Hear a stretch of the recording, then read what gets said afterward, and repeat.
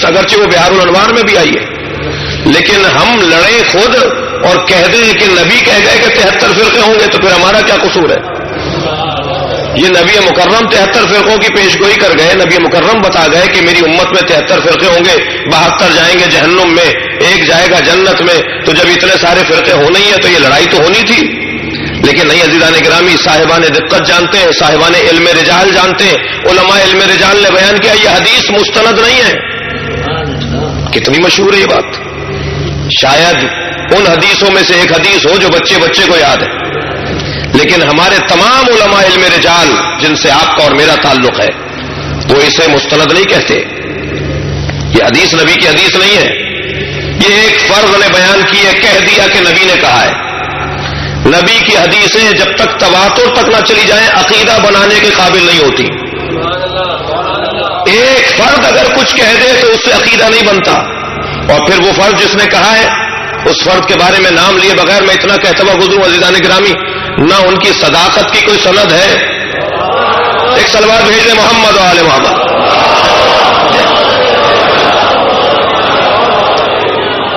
لہذا اس امت کے اندر ایک نقص ہے. میں تمیدی بیان سے اور تمیدی مجلس سے گزر رہا ہوں، آپ میرا ساتھ دیں گے، توجہ تو میری طرف رہے گی.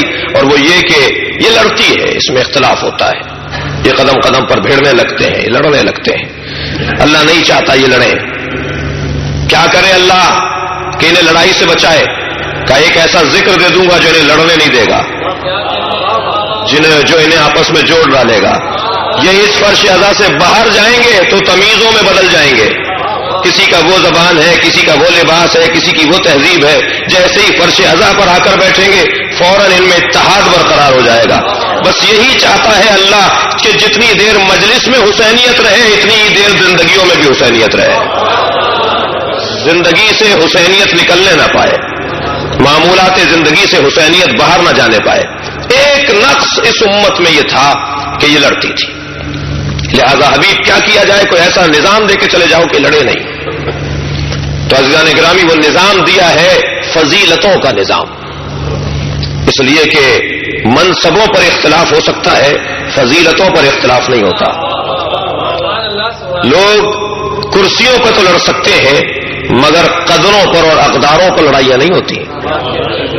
دنیا کے اس کونے میں سچ سچ ہے تو دنیا کے اس کونے میں بھی سچ سچ ہے. لیکن ممکن ہے دنیا کے اس کونے میں اس کرسی پر لڑائی ہو رہی ہو اور اس کرسی پر لڑائی نہ ہو رہی ہو. تو قدریں، تہذیبیں، اقدار، آداب، عزیزان گرامی، منصب، فضیلت، یہ چیزیں لڑنے کے لیے نہیں، یہ جوڑنے کے لیے ہوتی ہیں.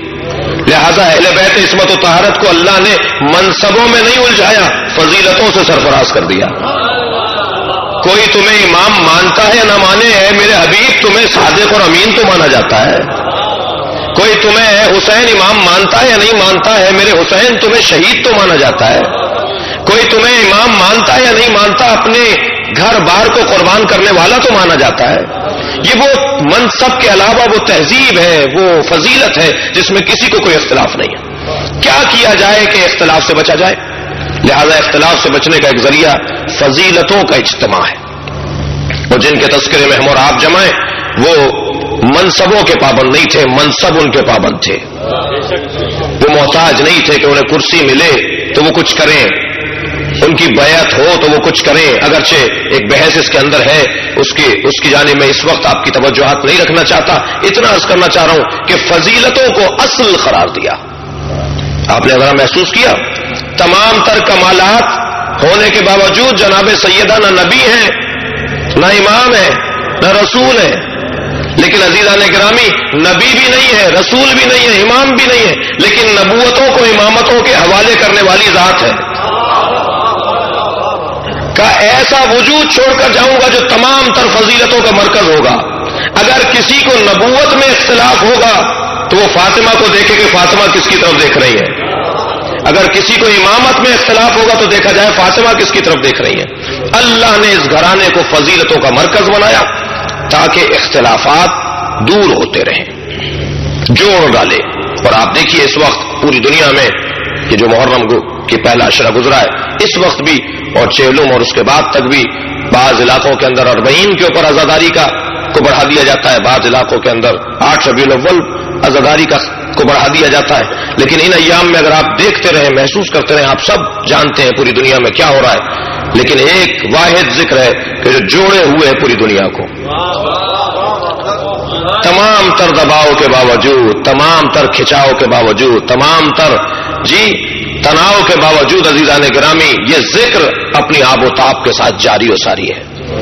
نہ خوف مرگ ہے، نہ خوف گلولہ و رزبار ہے، نہ ہی مرنے کا خوف ہے، نہ ہی بچوں کے اور مال اور دنیا کا خوف ہے. صرف اور صرف اس ذکر سے وابستہ ہو کر انسان اپنی فضیلتوں کو تلاش کر رہا ہوتا ہے.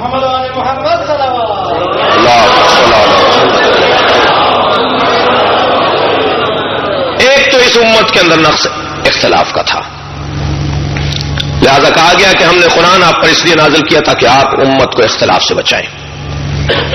دوسرا، اس امت کے اندر نقص نسیان کا، بھول جانے کا، بھول جاتی ہے یہ، لہذا بار بار ذکر فإن الذکر تنفع المؤمنین.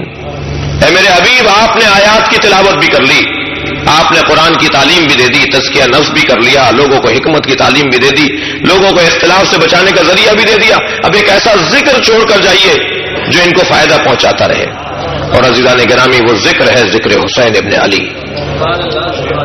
میں نہیں سمجھتا دنیا میں کوئی ایسی کلاس ہوگی جیسے کلاس مجلس اعزا کو کہا جاتا ہے. دنیا میں کوئی ایسی اوپن یونیورسٹی ہوگی جسے مجلس اعزا بولا جاتا ہے، جس کے اندر بزرگ بھی بیٹھا ہو، بچہ بھی بیٹھا ہو، خواتین بھی بیٹھی ہو، پڑھا لکھا بھی بیٹھا ہو، کم پڑھا لکھا بھی بیٹھا ہو، ہر طبقے سے تعلق رکھنے والا عقیدت کے ساتھ اور محبت کے ساتھ بیٹھا ہو. نہ زبردستی بلایا گیا ہے، نہ کسی کا دباؤ ہے، نہ کسی سے لالچ پائی جاتی ہے. ایک سلوات بھیجے محمد و آل محمد.